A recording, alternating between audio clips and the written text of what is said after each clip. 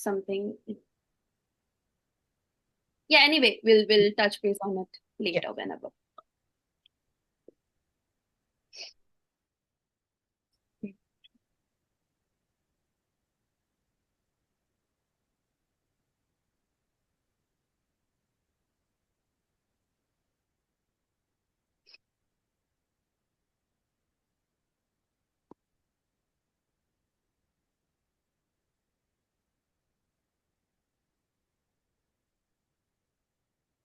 Just 1 minute to go. Ciara, do you pronounce your name as Ciara or Kiara? Like I want to do it right.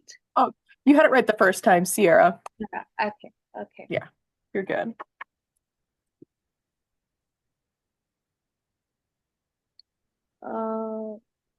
We will start. It's 4, or should we just? We have quite a bit of joining.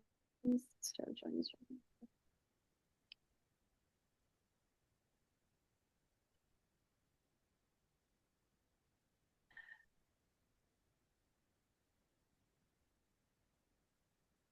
We'll start.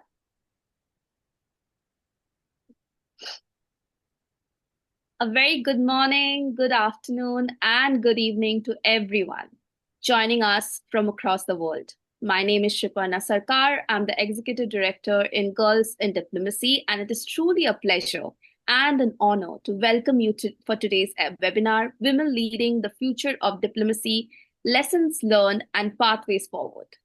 At Girls in Diplomacy, we believe that diplomacy is not limited just to negotiation rooms or embassies. It is a skill set and a mindset. It is something that empowers young women to lead with empathy, curiosity, cultural awareness, and confidence. This gathering today reflects what we believe in a beautiful manner. Why really today's session matters? It matters because we are living in a time which is rapidly changing. Whether we look at the climate diplomacy to peace building to global health, migration, trade, or cultural exchange, one truth becomes clear. The world needs more women at the table. Women who ask bold questions, women who build bridges across difference, and women who shape conversation that define our collective future. Today's session is designed to help each one of you understand not only the practice and history of diplomacy, but also the many pathways available for girls and young women who aspire to be global problem solvers and leaders, something that us speaker Ciara embodies so powerfully through her work and journey. Before we move into our keynote, it's my honor to introduce someone whose leadership and vision make this space possible. Miss Winnie Kennedy, the founder of Girls in Diplomacy, has been the driving force behind our mission to create inclusive, accessible, and empowering platforms for girls around the world to explore global affairs. Her commitment to nurturing the next generation of women leaders is the reason we are gathered here today. She will now share our mission, our vision, and why empowering girls in diplomacy is more important than ever. Please join me in welcoming our founder, Winnie Kennedy. Winnie, over to you. Thank you so much, Sriparna, for the warm welcome. Distinguished colleagues, esteemed speaker, our valued moderator, and all emerging diplomats joining us today. It is a very great privilege to welcome you on behalf of Girls in Diplomacy. Girls in Diplomacy is an international organization committed to preparing and empowering young women to lead with confidence, clarity, and purpose in global affairs. Our mission is to cultivate a generation of women who understand diplomacy deeply, who are prepared to engage across borders, and who carry the courage and integrity required to shape a more peaceful and cooperative world. Our vision is clear: a global diplomatic landscape where women's leadership is not an exception, but a norm, where influence is shared equitably, and where young women from every region have the opportunity, the training, and platform to participate meaningfully in global decision-making. Now, today's theme holds profound significance. Women Leading the Future of Diplomacy, Lessons Learned and Pathways Forward. Around the world, we have seen the impact women can make when they are given the space to serve. We have also seen what is lost when their voices are excluded. The theme matters because feminist diplomacy has made progress, but much remains to be done. It matters because history shows that women have always contributed to peace building and international cooperation, even when recognition was limited. And it matters because the future of diplomacy will depend on the leadership of women who are prepared, principled, and unafraid to stand at the table. Girls in Diplomacy exists to support the future, to support this future. Through our fellowship, our volunteer team, alumni council, leadership programs, learning tracks, and global opportunities office, we equip emerging young women leaders with the tools, networks, and exposure required to thrive in diplomatic spaces. Our programs are built to expand knowledge, strengthen skills, and deepen global awareness, and open doors that allow young women to step confidently into international leadership. Now, as I have been made to mention, some of our upcoming programs and opportunities. At Girls in Diplomacy, we are building pathways that make international careers more accessible. Some of our upcoming programs, and one of my favorite, is the Global Girls Parliament. It is the largest girls' parliament in the world. Think United Nations General Assembly, but for girls only. We're looking to bring together more than 5,000 young women leaders aged from 15 to 25 to discuss about pending issues, pending global issues, and provide solutions, brainstorm solutions to these issues. It is an innovative platform that empowers young women to deliberate on global issues and develop policy recommendations, as well as our diplomatic webinars which are upcoming, our diplomatic master classes, mentorship circles, and also one of our premiering reality TV show coming up. This is a secret, but yeah, it's let out now, so everyone has a chance to get on board, right? So we have workshops and exchange opportunities and also advocacy initiatives, including campaigns around 16 days of activism. And we have the GID 2030, which is to be launched very, very soon. Now, each of these programs reflects our core belief. When you equip a girl with knowledge, she becomes a leader. And when you give her a platform, she becomes a force. So as we begin today's session, I want to express my profound gratitude to our esteemed speaker, Ciara Koepke, and to every participant here. Your presence demonstrates a shared commitment to a more inclusive, more peaceful, and more collaborative world. To our participants, again, your presence affirms the purpose of this work. You are the leaders diplomacy needs. Thank you for being here and welcome to this important conversation. Now, over to you, Sriparna. Thank you. Thank you so much, Vinny. That was such a powerful message. And I think we all are very, very pumped up to hear our amazing Ciara today. So basically, it is now my pleasure to introduce our keynote speaker today, Ciara Koepke. Ciara serves as Education Program Specialist at the National Museum of American Diplomacy, where she designs hands-on learning experience that makes diplomacy accessible and engaging for audience of all ages. Her background spans museum education, social studies teaching, and curriculum development, reflecting a deep commitment to inclusive storytelling and educational equity.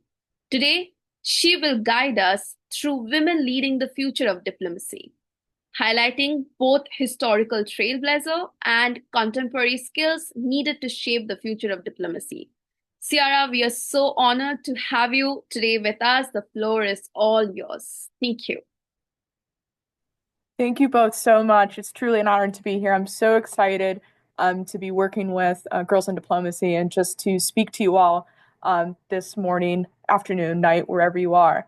And so we're really excited to share with you, women trailblazers. So at the museum, at the National Museum of American Diplomacy, we're always thinking about how do we make diplomacy approachable. And so everybody understands that they are the two diplomats themselves. We think a lot about what diplomacy is. We call it the art and practice of building and maintaining relationships and conducting negotiations with people using tact and mutual respect. And if we think about our lives just as human beings, these are the things that we do every day. We build relationships with one another, with colleagues, with organizations, and we try to advocate for ourselves the best way possible. So diplomacy is in our DNA. It's now putting a name to it and then honing our skills within the realm of diplomacy to make us even better diplomats. So we think about, what's that process? How do we create and build those relationships? How do we maintain relationships with other countries and people? And so what are those skills and what are those tools that are needed? So at the museum, we call these the skills and tools of diplomacy. So these are what American diplomats use, but these are the things that we also use every day. It's about how we can become leaders in this field. How can we maintain our composure and communicate our point of view? How do we analyze situations and also collaborate and innovate? More than ever, these skills and tools are putting us forward to building solutions for the greater world. And we're all familiar with these skills. We apply these to the work of diplomats, but we can use these too every day because we have to think outside the box, whether we, try to approach global problem solving through intelligence sharing or, cultural exchange. There's many different ways that we can attack issues and really get to the root at solving them.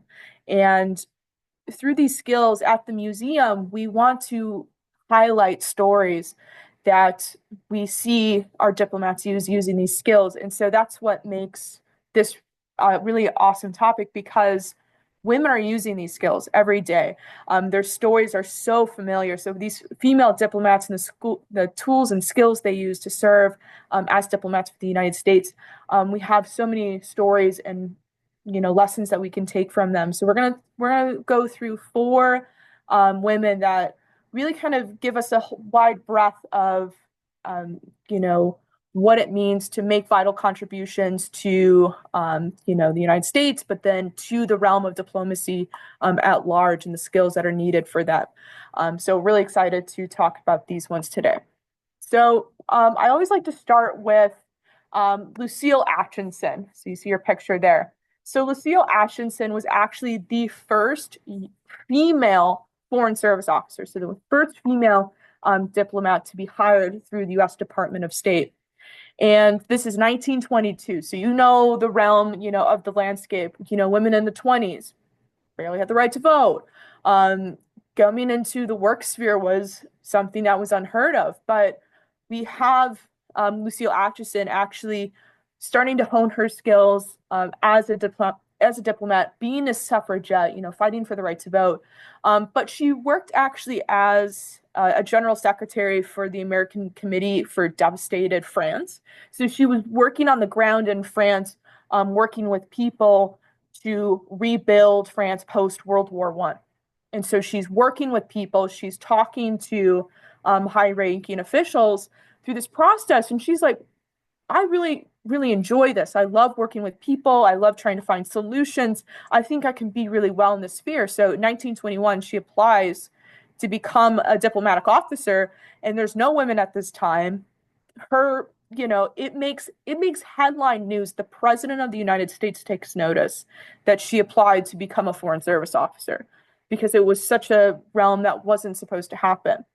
So yeah, it was truly like a foundational breakthrough moment for women in the diplomatic sphere, because not only did Lucille Atchison joined the Foreign Service, she ranked third highest in the examination process, which at that time was unheard of. So she really showed that she had these skills and she had the tools and the skills that she needed to really excel in this field. And then she went on to have a very illustrious career as a Foreign Service officer and really started to pave that way for women in the field.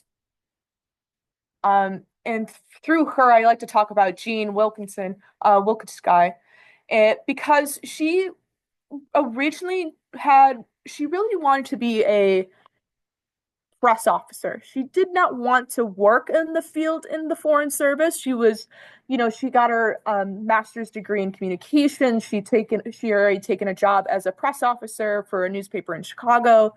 But there was this open hire during World War II at the U.S. Department of State because there were so many open positions. So she applied to work in the Foreign Service Auxiliary. So she was working around the building, doing things, being a correspondent, but then also, writing policy directives. And so she was able to stay within that path following World War II. And thank God she did, because she became one of the leading experts in trade and commercial relationships, which allowed her to become the first second in command deputy chief of mission at the U.S. Embassy in Honduras, and then becoming the first U.S. ambassador in a Latin American country, followed then again by becoming one of the first U.S. female ambassadors to an African country in 1972. So it was through using skills. She wasn't a trained diplomat, trained in, international relations, but she understood what was going on. How do you communicate with people? How do you understand what are the needs of not only your country, but others in order to find these solutions? And so she worked in these spaces and quickly was looked at with a lot of, speculation, but opened the door for so many diplomats and female ambassadors before and after her. We really couldn't have done that without her. But again, really finding that skill that she really enjoyed, and then becoming an expert in that's going to be so key to leadership. So Jean is truly really wonderful. Was really lucky to actually meet her back in 2015. I actually wasn't working at the State Department, but I was here on a trip, and I was able to meet her, and she was truly, truly a wonderful person. So made a lot of headway in the field. And that kind of brings me to Patty, because at the time we start to see, Jean Wilkinson, rise up the ranks, we're also seeing rising up the ranks in a different way. So Patty Morton, another just wonderful human being, she joined the State Department as a Foreign Service officer, but she actually wanted to be a security officer. So the diplomatic security, so working diplomatic security at embassies after the State Department. And she became the first female special agent in 1972. She had to pass the test like 3 times in order for them to take her seriously. She had to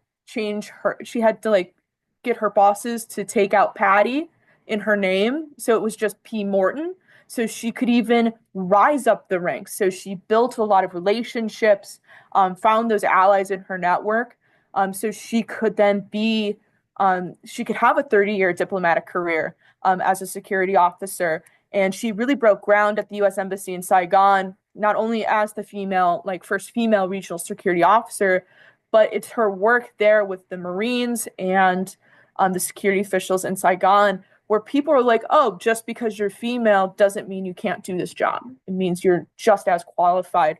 And so she really started to change the tide at the State Department, and kept doing that. In 1981, she was in the Office of Equal Employment Opportunity. She served as the Federal Women's Program Manager at the State Department.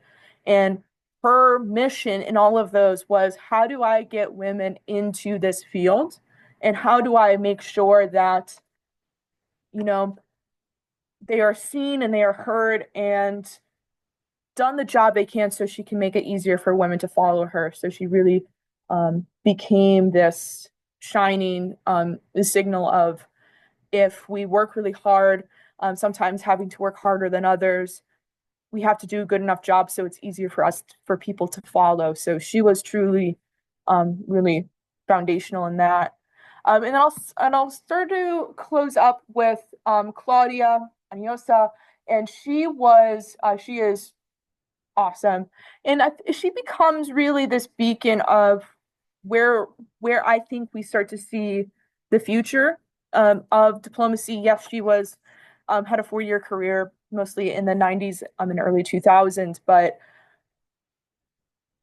she really became this individual in which the doors became clear. It was clear through her that the doors for women at the U.S. Department of State were open, and the U.S. Department of State had to make space for women to solve these issues. And now every time I walk into that building, it's because of the work of like Claudia and all these people that I'm allowed to work with some of the most amazing women I've ever met.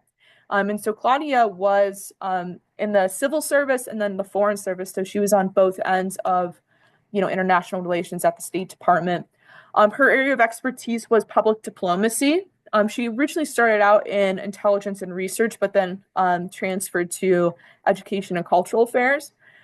She was one of the lead people that implemented the first student exchange between the U.S. and China in 1978 during the thawing of those relationships. So really key foundational.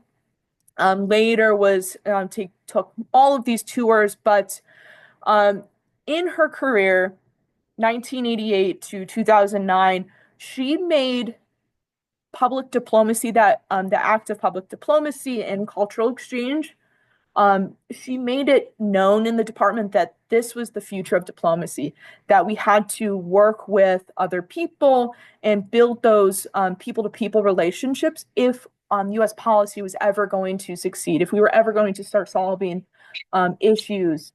It was going to have to be through public diplomacy and through these cultural exchange programs. So she was one of the leads in making sure that the Fulbright teacher exchange really took off. And so through Claudia, we see not only, just a woman, an African-American woman becoming into high positions of power, but also she started programs and mentorships and created allyships for women and women of color in the U.S. Department of State so they could succeed. So when we think about some of the lessons of these women's, it's not only how do we, in our positions, no matter where we are, continue to advocate for equitable participation, but also creating moments of mentorship and creating those systems of allyship. And we'll talk about those a little bit later. But it's how do we continue to hone our skills, looking at the skills and tools of diplomacy, having this limitless curiosity, and knowing that we're not always going to be allowed at the table, so making our space there. And so as soon as we get a foothold in, we find those mentors, we find our allies, and make the space to be known. And so these 4 women really allow us to understand where those start to happen. So, I mean, if we can have the first female U.S. diplomat in 1922 blow everybody out of the water, and then have a woman like Claudia make ways for public diplomacy and soft power, maybe we can do anything. That's what I like to think. And so there's many other stories we could talk about. I mean, this picture here, this is Michelle, and she's wonderful. She was an economic officer, so she's at a microloans conference here. But Michelle herself, I talked to her a lot, and she's like, what can I do to make it easier for women to join the field? And it's being open, honest, being open to that mentorship, but then also being that ally for the people that come in. So it's finding the ways that what inspires us and then making the room for it. And so these women really allow us to have a space where we can have these conversations and do all of these things. I think my favorite quote of all of them is actually from Patty Morton. And she's like, when I think about being the first woman in this field, what I think most is I hope I've done enough, done the best job I can to make it easier for those to follow. So what can we do to make it easier for women to follow us, giving them these opportunities? So if I keep talking, I'm just going to keep talking. So I kind of will end end there, and we can go more into their stories and more into these questions. But yeah, female diplomats, man, they made this field possible. Yeah. So I will stop there before I keep talking about them. I think it was amazing to listen to you. And I mean, if we had time, we would love to listen to you more and about the stories. And it was truly inspiring, being women and in a space like diplomacy, and recently completing my graduation in diplomacy. I mean, it was so inspiring to listen to the stories and how impactful the journeys has been, how deeply motivating this is. I hope everybody took a good deal of notes. Before we dive into more questions, Ciara, I would love to begin with something much more personal. We have just Okay. heard about the different tools and skills which shapes diplomacy, women who have made a major impact in diplomacy. But and behind each one of these stories, I feel that there is a unique story. There's a path that shaped their moments. There are mentors, there are challenges, there were passions. Uh, and many of us here look at leaders like you and wonder, how did it start? And what really drew you into this world of diplomacy? And if you could just share with us, some of the pivotal moments that shaped your journey into this leadership. Over to you. Yeah, that's a really thoughtful question. I never know how to respond to this one sometimes because I never thought I would be in the realm of diplomacy. I should have known. I'm a classically trained historian, so I went to school for history, but I just have this deep love for education. I was really fortunate to grow up with a lot of powerful women that really kind of pushed me to want to make changes in the world. And so education has always like been my heart and soul. I just loved that I had a lot of teachers who made life worth living through education. And so that was kind of my way to get back to my community, and to honor that part of, my growing up. And so through education, through history, I've always loved everything. I've never been huge into U.S. history, which is weird where I am at now, but I taught U.S. history. I taught world history mostly in economics for about 4 years in a high school in rural Illinois.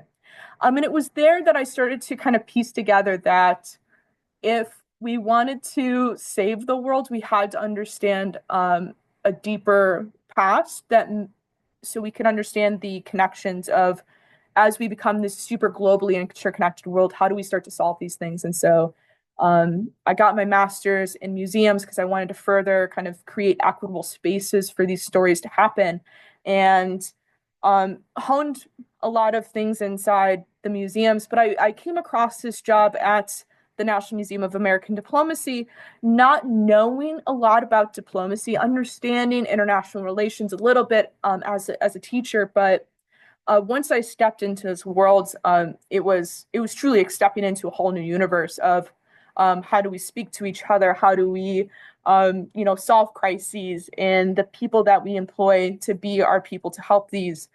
It was truly like this huge eye-opening experience, and I've loved it ever since.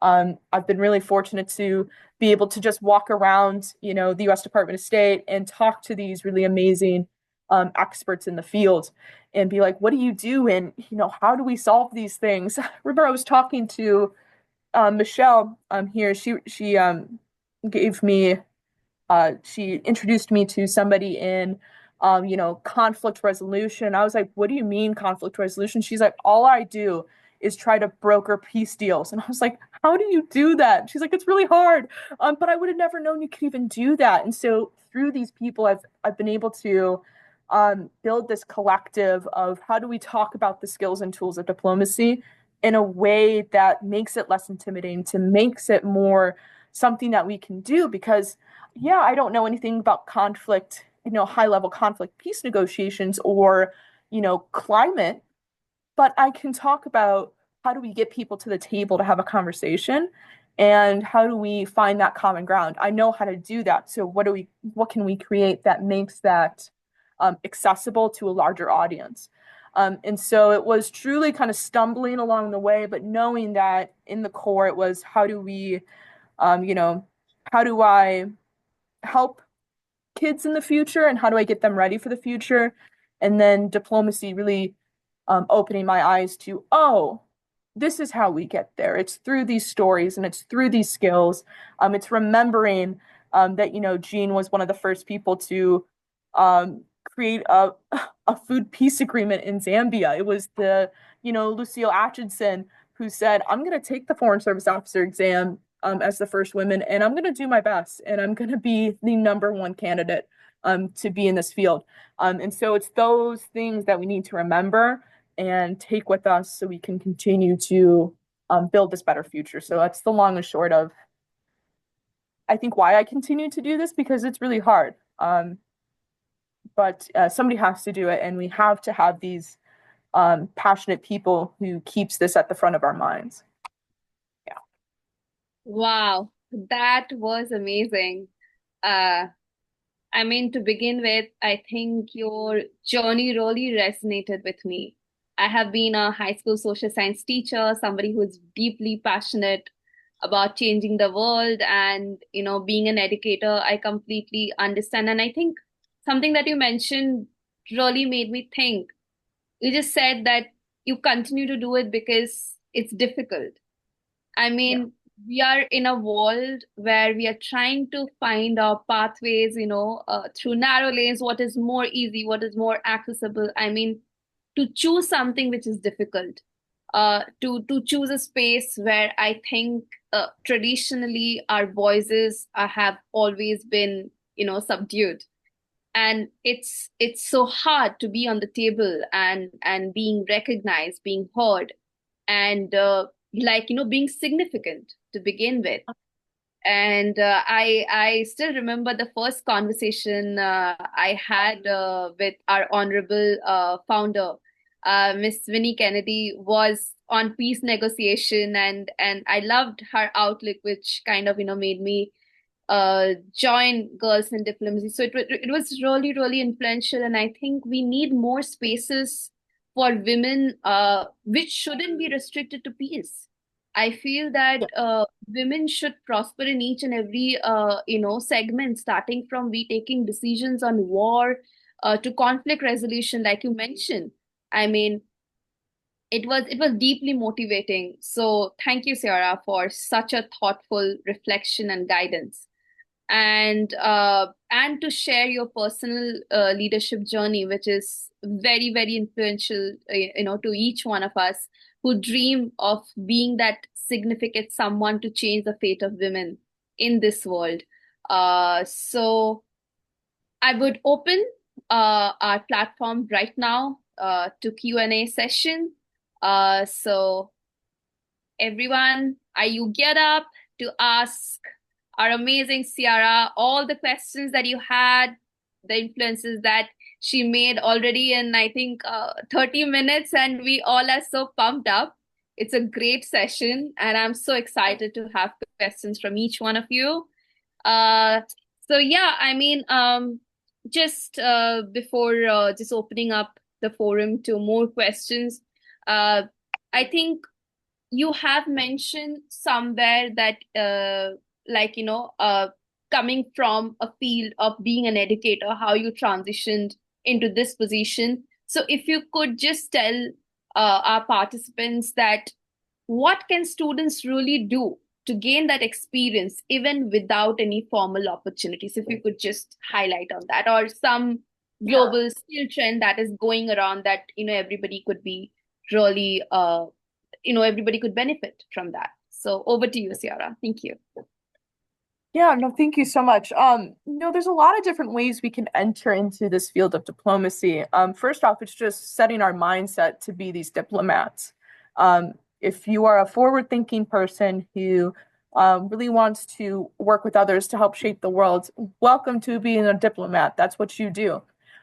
If you build and maintain relationships, if you travel, you are being a diplomat in that realm. So if we start to kind of change how we approach it, instead of being like, that must be a formal thing, it must be so far off in our careers. No, it's something that it's a cognizant thing that we are, as citizens of the world who are, civically minded, in negotiation and like in this. As long as we have that civic mindset, we are diplomats and we have the ability to enter into these fields. And so when we think about ways that we can enter into diplomacy, sometimes it's exchange trips. So getting out to go into the world, volunteering with organizations that deal with issues that are near and dear to us. So there's an organization in every community, and it doesn't have to be this big, flashy, UN branded volunteership. It can be something on a community basis that allows you to, again, build and hone in your skills, find what you're like confident and passionate in, so you can then continue to build that. Looking at, nonprofits and NGOs, really international organizations that have conferences and volunteer opportunities. You can join them and can start to learn and be a part of the field. And I think through that, you'll network inside, and that will find you to the people that will connect you to some of these opportunities. Just being open to continue to learn and to hone in that skill. And again, you don't have to have formal training to understand what's going on in the world. It's keeping your eyes open, reading as much as you can, and then start to have conversations in your community and the people that are near you about, how would we start to solve these problems? And then it's up to professionals like me and to continue to offer opportunities for our communities and for people to have these conversations, to be that platform where they can have this conversation in an equitable way. So it's on, there's so many different ways we can enter into this field. Yes, please know international relations. That's going to be huge. But if there's something that you're passionate about, there's always a global aspect to it that we need help answering. And so finding that passion, finding that curiosity is going to be so key. So those are some of the ways we can start to think about how we enter into this field of diplomacy. Yeah. This is amazing. I mean, we don't have to be restricted just on a degree. There are so many options, and especially because of digitalization, things are so accessible. And I think we need to start really, really soon. That's what I understood. Okay, now the floor is open for question and answers. Our dear participants, if you could just raise your hand so that we can go one by one.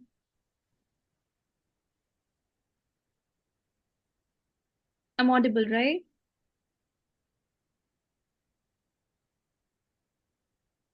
Yeah, okay. I'm sure everyone has questions, so you could just go one by one.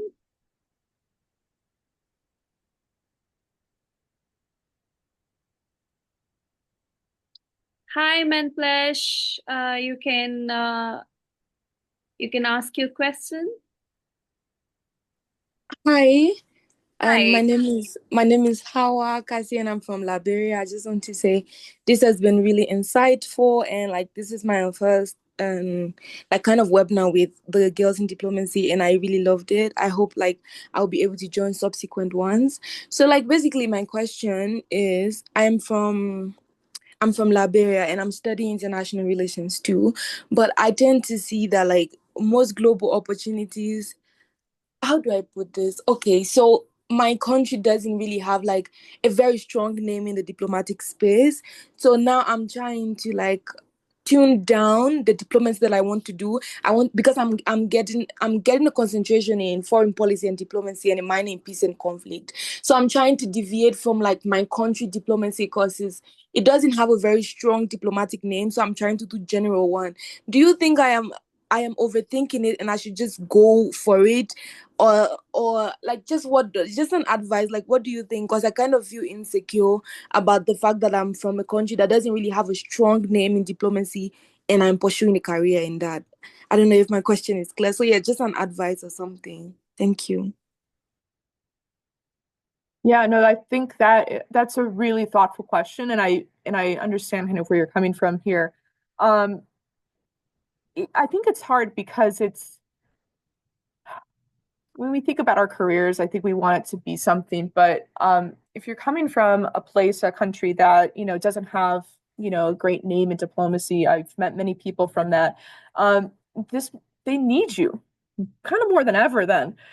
So you can start to be that advocate for change and to come in with these new ideas and be like, hey, if we want to, put our country in the best position possible, we need to start to make changes, and you can be a part of those changes. And so this might be your opportunity to turn the tides in a lot of ways. And if it's not going to be you, I don't know who it's going to be. And so we need young people like yourselves who are passionate in this field, because you have this passion. I think that's why you're having this almost an identity crisis within it. We need you.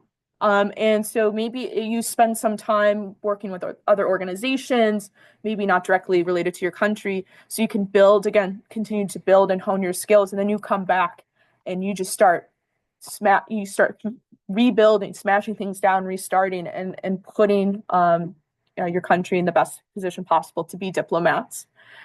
So yeah, find your way within that. I think you should pursue.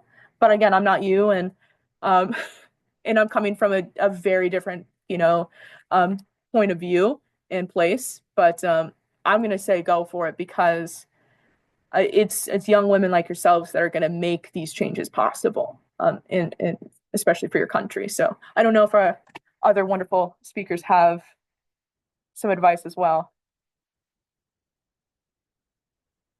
I would say that's an amazing suggestion. I mean, obviously, sometimes we are just so stuck on limitations. Like you mentioned sometime before, if not me, then who? We are so stuck on the challenges. And especially, but it's difficult as well, because everybody's situation and position is so different. We want to make a change, we want to be visible, and we want to have that impact on the world. And sometimes we just feel like spaces could be limitations. So I'm with Ciara on this, that yes, it starts with someone, and hopefully it could be you. So yeah, it's over to our founder, Miss Winnie. Thank you, Sriparna. I just wanted to add my voice to what Ciara said, and it's just my honest advice to men, please.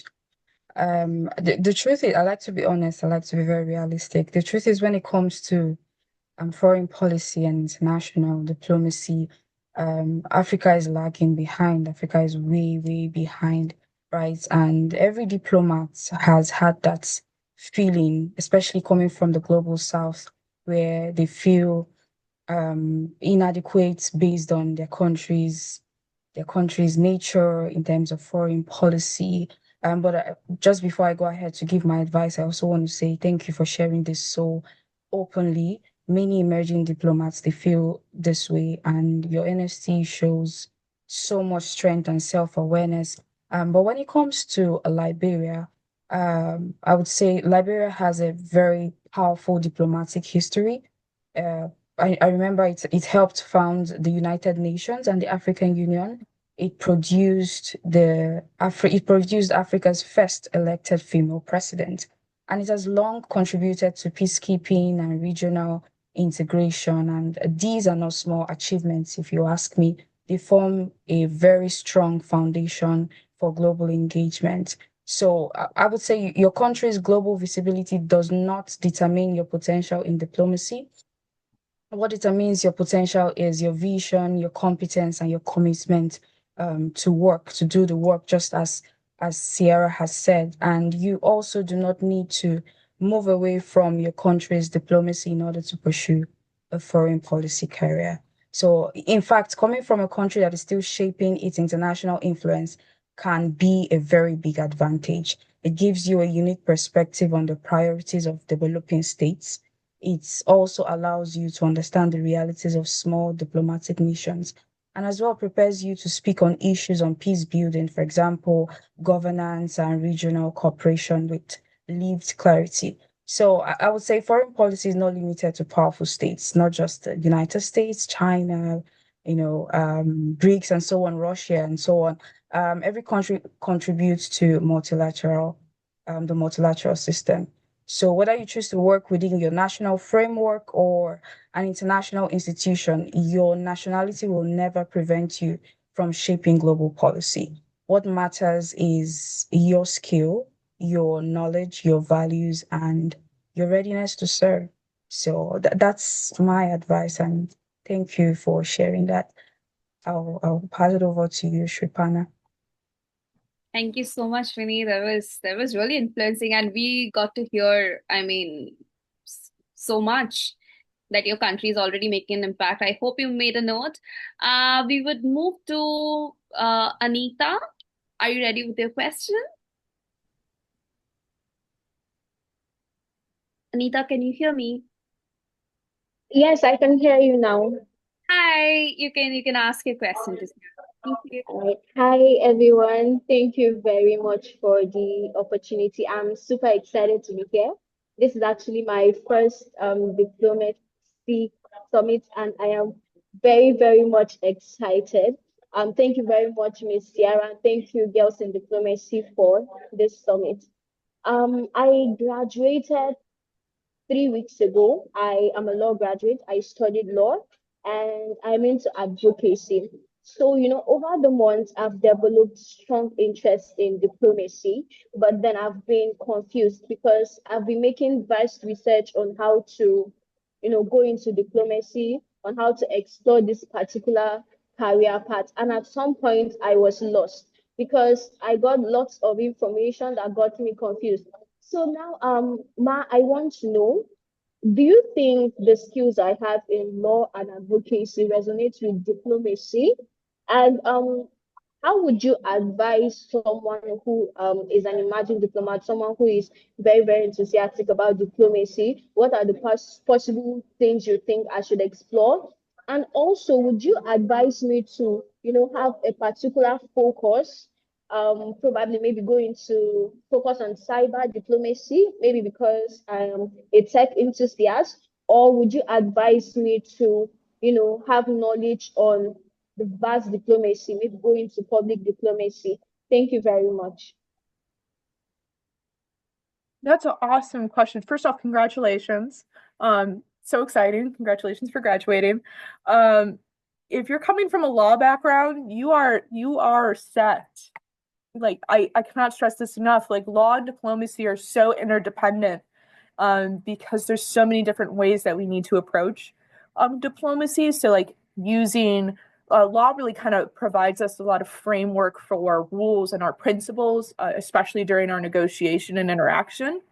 And so when we practice like state to state diplomacy, diplomatic law kind of governs how we do that. And so coming with this background in law, you're actually able to approach many different ways in many different areas. And so sometimes the field with diplomacy and international relations, sometimes there's a lot. So finding what interests you within diplomacy and international relations, find kind of that core, and then you'll be able to apply your training into it pretty seamlessly. Because many of the people I know are lawyers. They come from a law background, because if you understand those nuances, you are actually able to negotiate much more effectively. You'll be able to provide framework for treaty negotiations and treaty making. And you will go on fact-finding missions and be that kind of point of contact for a lot of different things inside the field itself. So I don't know if you necessarily need any more, I obviously always continue to learn, but with the skills you have now, find that passion or an organization that kind of allows you to start getting into that field of global relations and global law, and you can really make pretty big headway, because it's just so vital to everything. Yeah. you can run with anything in diplomacy. So just find again that passion, what interests you, and then you'll be able to like beeline right to it with your background. Thank you so much, Ciara. We'll move to Delegate Bond. Are you ready with your question? Yes, thank you. So my question is in regards to the pillars of feminist foreign policy, but most importantly, we find that when it comes to presentation, women are there just because, you know, there needs to be a woman at the seat, and we see that as tokenism.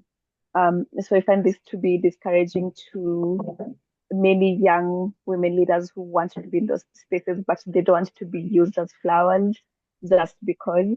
So, what is the one misconception about diplomacy that you think discourages talented women from entering the field? And how do we correct it? Thank you. It's a really good question. I think that kind of really, it's a question that grounds us, and I think about it a lot. When we think about foreign relations, I think just as a study area, even before we get into some like the policy of it all, I mean, the inner workings as, you know, diplomats, if we don't allow the opportunity for young people, especially young women, to see that this field is open to them, I think that's kind of step number one. Are we allowing girls to see themselves in these points of view and in these ways? And that's why a lot of these stories at the museum for us are so important to tell, because you can be like, girls can be a part of this, and we need women to be a part of this system. Anytime you're looking at a field where you see male domination, I think it's always discouraging to try to find your way into that. And a lot of the women I've worked close with, you know, they've had to work twice, three times as hard as any man to get to the position they are, and they have to really fight to get there. And so it's exhausting. And sometimes I think that's why you start to see, I think that's super discouraging in our field.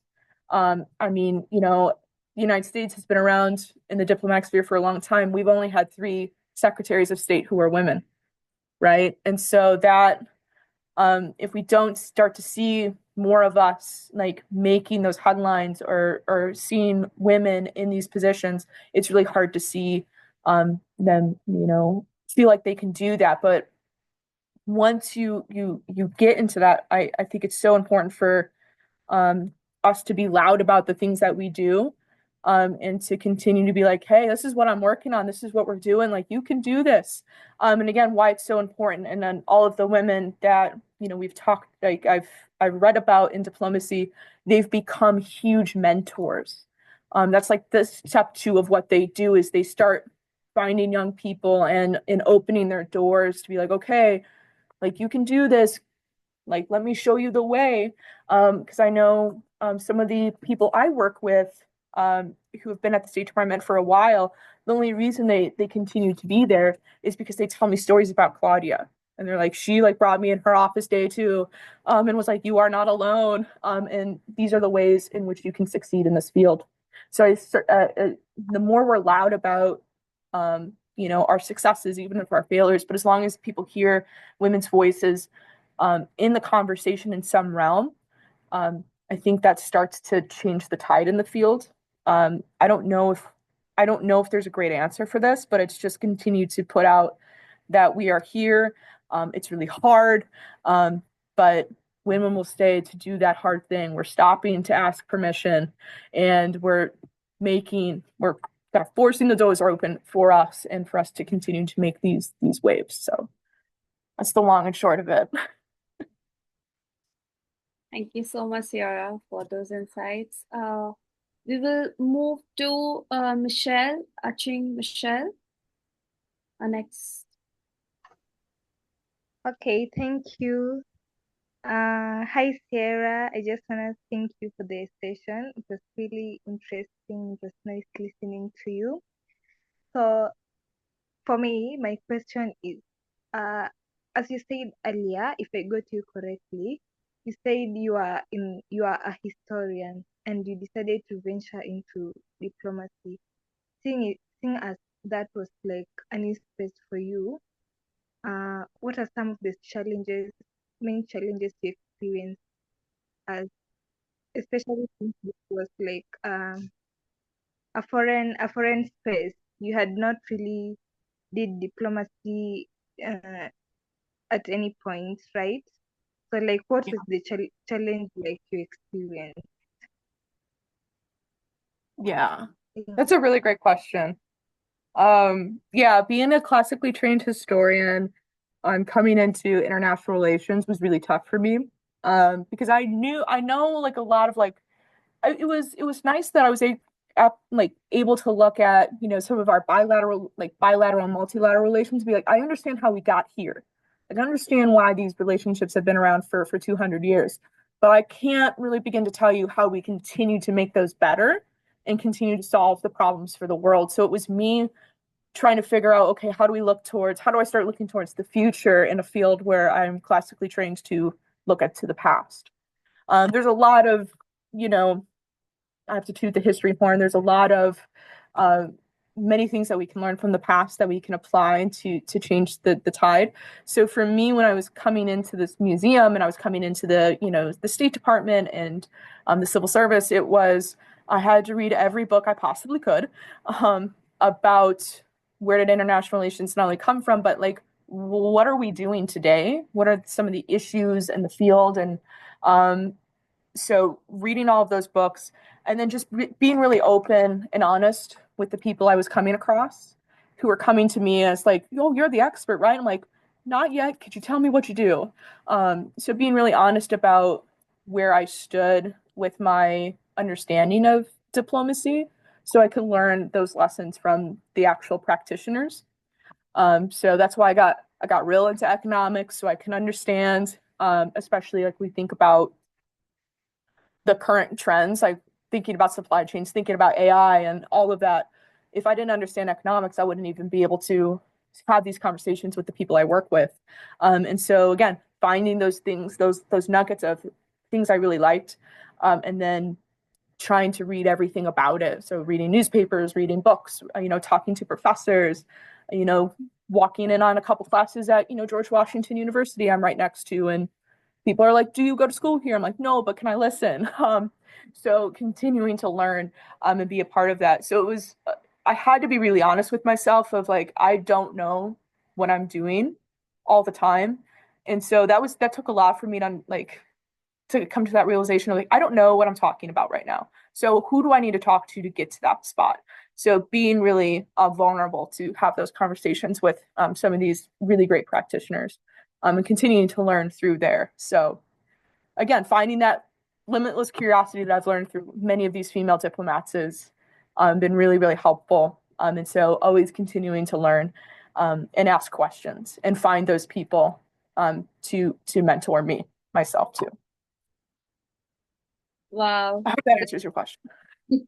I mean, that's so humble of you to even share with us that journey. I mean, a lot of times we just stop, we're like, oh, we are getting too old. We don't have to learn. Oh, we are an expert. I think being humble and being in that space, and especially with the advancement of AI and the entire digitalization, it's so hard. I mean, I think we are much more on our toes to just understand things. And it was really humble of you to share, like like your learning curve. And I think we all should take a note that learning is something which continues throughout our lifetime. It's that curiosity that keeps pushing us, and having access to college, like I think that was great, like to know more from people of academia, like what the theory is speaking, and then applying it to the practicality. That was a brilliant suggestion. uh Participants, who is next for the questions? You could just raise your hand.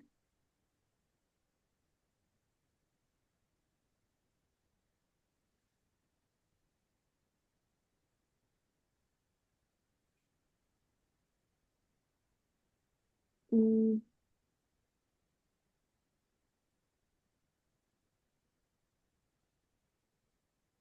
We'll just give it another minute and then we can just see. Before somebody else raises their hand, there's just one question that I had. Like when you shared about your leadership, your journey, it's very unique. It's very, very unique. A lot of time we limit ourselves. I haven't had a prior degree to international relation, or I haven't had like a prior degree to diplomacy or to risk and policy. And I think we kind of gave ourselves, like we kind of limit ourselves to what we are capable of. So, thinking from that skill development perspective, what I want to ask you is for people hoping to build a career in diplomacy, what do you think is the most underrated skill? You mentioned a skill chart in the PPT, right? What is that? What is that one thing that you think most people possess, but it's just kind of overlooked? And which can totally set someone apart, set someone apart as a leader, like an underrated skill that you would say. That's a really good question. I love that. Yeah. Yeah. I think that's really tough. I think for me, it was what I have found is if you can write really well, you're gonna go super far. So Wow. one of the main reasons like I got to like some of the final rounds at this position here was yes, I had like a very deep education background and curriculum development, which is what they were looking for. But they're like, you can write for a wide audience. And I was like, yeah, I can write academia and then I can write for a middle schooler. And so having that breadth of writing knowledge and skill is so important. And I know with the trend in AI, people are like, all of these jobs are going to be exported to that system. And I've seen that at some embassies. I've talked to some foreign service officers and they are doing that. But what I continue to find as I like continue to talk to people about what's going on in the current and then the trends for the future, it's they need people to write. So I think that's such a big skill that I think sometimes we overlook, like, oh, yeah, I can write, but like, can you write? And can you write in that kind of breadth of, can you write for an ambassador? The college student that's coming in, can you write for all of these different people? So I think that's always an overlooked skill.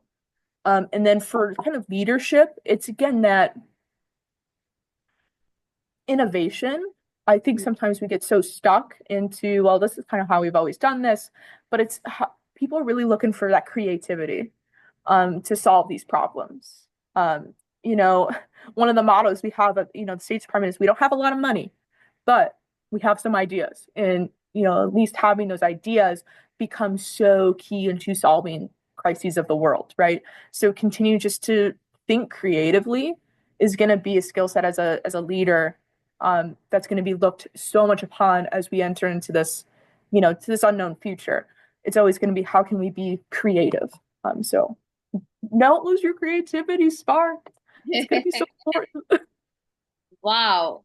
I have heard a number of diplomacy suggestions, but now when I think about it, writing such an important aspect.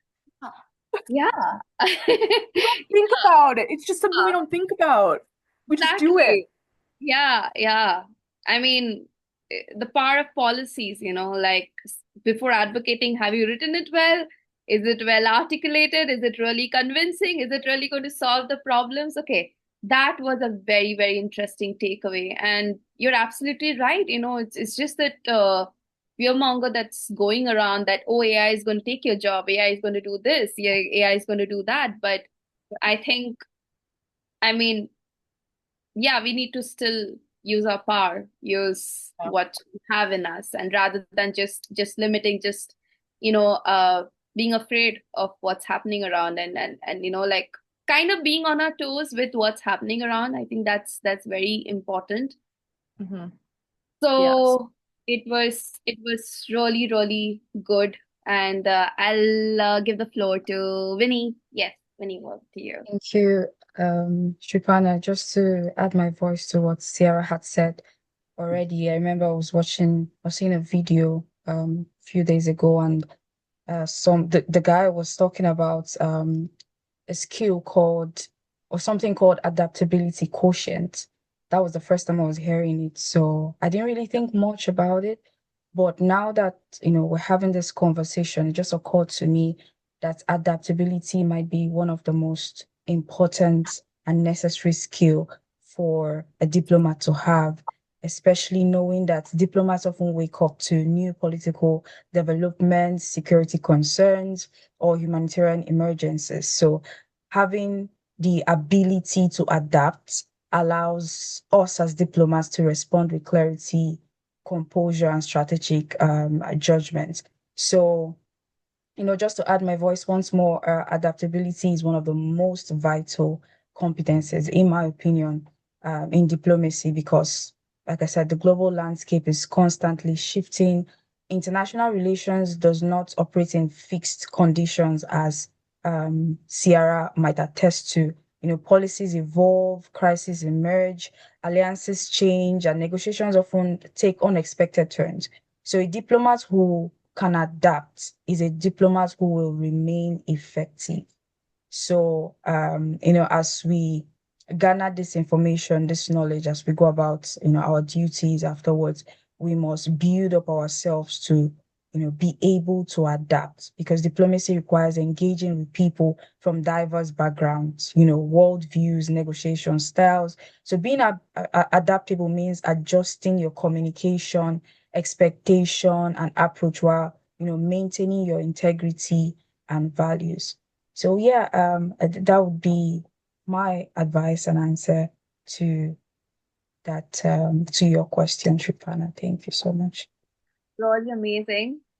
I mean, your vision is something that, like it's a big thing, and coming such brilliant suggestion from such delegates. It was really amazing. So, do we have any more questions, or should we move? Okay.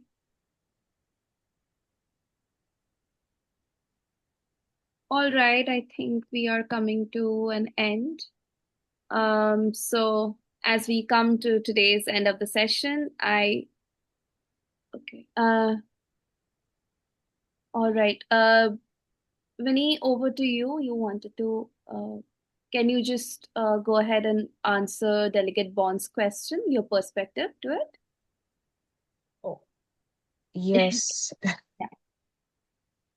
Can you hear me? Am I audible? Yeah, we can hear you. Yeah, loud and clear. Okay. Thank you so much, Sriparna.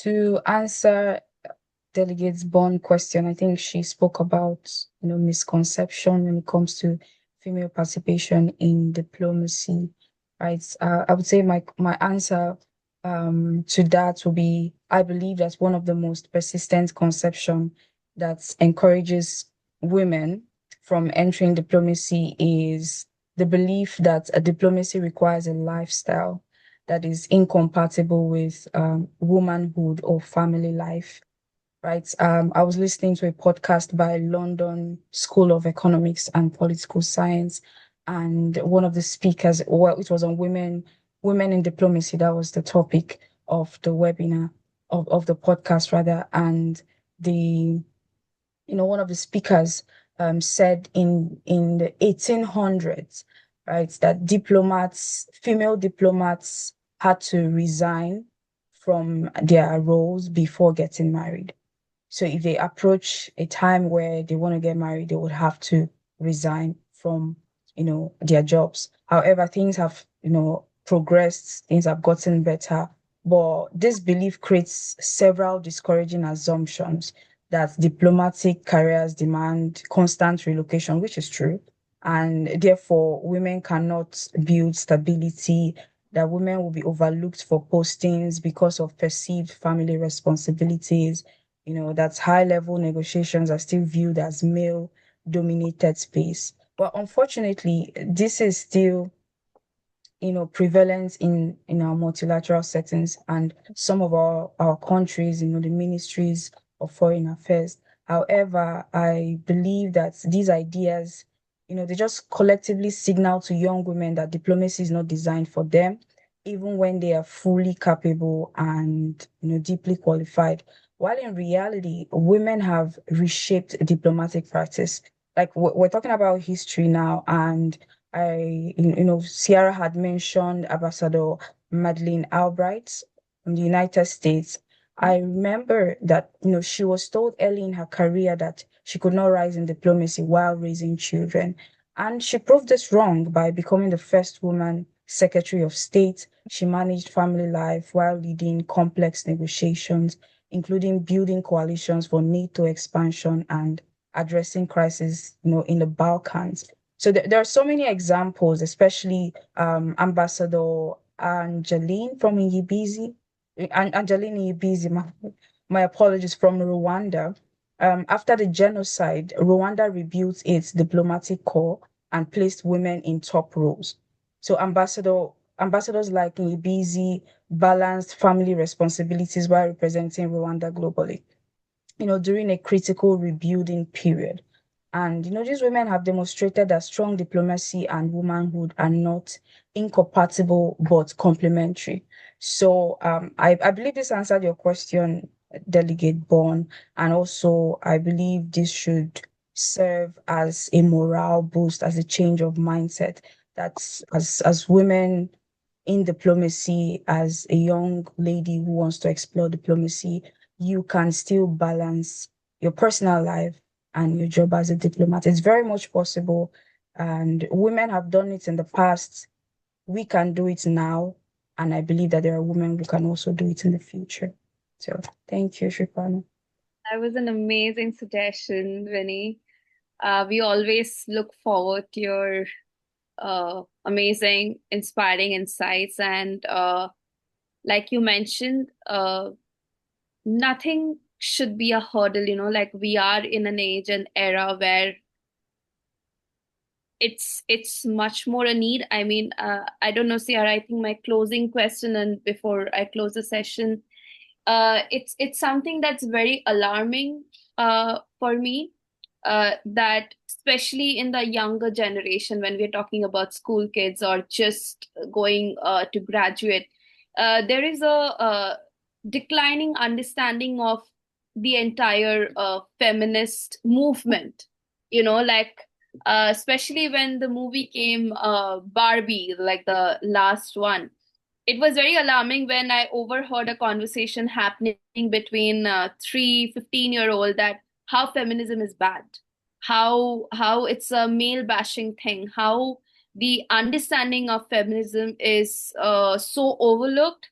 I think the notion is completely going wrong, and how there is a much more push about eradicating the entire thing. And I remember that the only thing that I said in that conversation, that I hate to barge, but the basic thing is, even when you're stating it, like you're raising your voice, what is bad, what is good, that's a gift of feminism. So what I would like to hear from you, in such an era where I feel it's all the more difficult for us to be heard, because there is an established understanding, oh, we are equal, we do not need another space to be taken to be heard. But the reality is so different from what is there in the conversation, what is going. So if you could just before we close the session, if you could just highlight a little bit more on that, and then we can move to the closing session. Yeah, I think that's the $1,000,000 question, because it is a huge cause for concern. Like, there are alarm bells. Anytime I look at the media and how things have just changed in the past, like 2 years alone, as it comes to talking about women and feminism and, women in these spaces, it's like, wait a minute, I thought we were going that way, but now we're going this way again. Yeah. I'm not about that. Like, I don't want to go back there. And so I think it's really up to it's really tough, because we just have to keep, and I know a lot of future educators are doing this as well. Again, reframing the conversation. We need to have these, I need colleges to go back to talking about these and having like these feminist studies, and for all of us to keep having these conversations with women about feminism and its importance and where we're going and being able to have this spot at the table and why that's so important. And knowing that a lot of the voices that are coming up, obviously, you're always going to hear people the loudest sometimes, but it's what we do on the back end that kind of owns up to that. So it's me making sure I'm talking to the students I'm talking about with me, and like, hey, this is what it means to like be really powerful women and to be allowed into this space. And that's why one of my biggest things I always told my students, especially my students, and then the people I talk to now, my high schoolers and middle schoolers, as young girls, to be like, stop waiting for permission and just go and do these things and be confident in your ability and yourself. And that's going to show and start to change the tide. I don't know how I don't know how we change the tide on the conversation about feminism broadly, but it's, I think, all of us coming to continue to have these conversations in spaces where you have equitable access, and then more of these ideas are getting out and they're being talked about, and they're gonna be like, oh yeah, being able to speak on a platform like this, I would have never thought I would be doing this, or we would have been able to do this, like 10, 15 years ago. I don't know. We've come such a long way, and we need to continue that conversation. So continue to be those voices to keep it going in that direction, and correcting people where we can, and just saying like, you're allowed to think what you can, but like, let's think about broadly, what does feminism give us now that we didn't have before? And I think when we start to frame the conversation like that, it becomes, oh, we do belong in this space and we do belong to be heard. And it's so important that we continue to push this. So just, yeah, I don't know. I think about this a lot though. So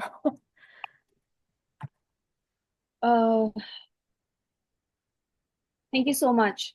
I mean, you're absolutely right. It just made me pause and think that already we are fighting for our due right and spaces. On top of that, the work that has been done till now, we have to circle back and make people understand how the basic thing that we are even raising what is good and what is bad. I mean, yeah. I just feel it's a collective responsibility where we keep pushing and where we keep pushing for what is right. And this was an incredible session. Ciara. And thank you so much, our founder, Miss Winnie, for arranging this amazing meeting. Her vision is something that keeps us moving. And this is my first volunteer work, but I have never seen somebody this passionate about changing, about having a platform for women only, where our voices are heard. And she has been an amazing leader, somebody who truly, truly changed my path. And today, talking to you, Ciara, I think it was so beautiful and it was so inspiring. Somebody who has been an educator and an historian and somebody who has taught social science. So it was very resonating and it was very inspiring. And I hope each and every participant got an amazing insight, and you can regulate and you took a note of the suggestions that were given to you. So my heartfelt thank you to our speaker, Ciara Koepke. Today reminded us that diplomacy is not just a career. It is a mindset. It is a way of engaging in the worldly matters, and a powerful tool for creating change. If you're passionate about change, if you're passionate for advocacy, this is what you do. And it is built on a lot of things like shared by Ciara. It's on curiosity, it's on respect, it's about empathy, it's about courage to say yes, courage to say no, and the very qualities that each one of you already possess. So do not limit yourself. Do not think that this is not possible. Do not think that, oh, it's challenging, so I'm not going to go ahead.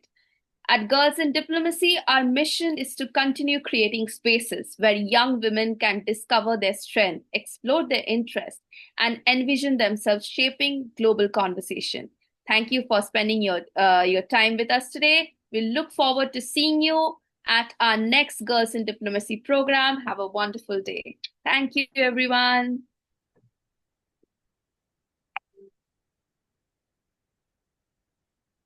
Bye-bye.